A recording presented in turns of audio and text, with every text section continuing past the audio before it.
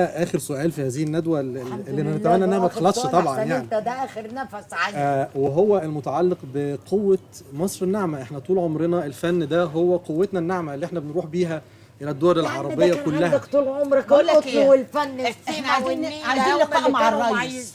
عايزين لقاء مع الرئيس اللي احنا بنحبه كلنا عبد الفتاح السيسي.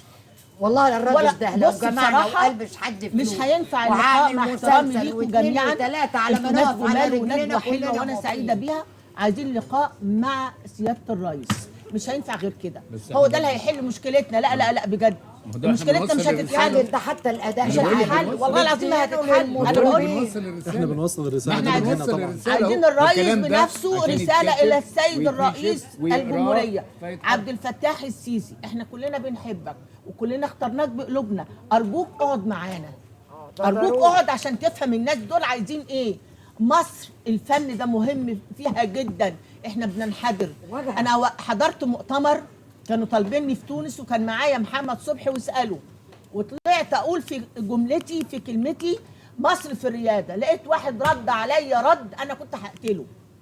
ايش تقولي مصر في الرياده؟ مصر خلاص فين؟ ما فين ما. قلت له ايه ده ايه ده ايه ده ايه ده ايه ده؟ كنا نتخانق في الندوه. خلاص انسوا ان مصر في الرياده. مصر ما بقتش في الرياده. انا بتزعلني الكلمه دي لاني انا مصريه من راسي لضفر رجلي. لا ما ينفعش الكلام ده. عندك حق بجد. انا حزينه جدا على الفن وعلى اللي احنا وصلنا له، وحزينه في نفس الوقت ان ناس عباقره، الناس اللي هم عملوا طوبه في التلفزيون المصري يقعدوا في بيوتهم مساعدين اخراج، مخرجين، مؤلفين. انا نسيت كمان اقول فيصل ندى. فين فيصل ندى؟ فين فيصل ندى؟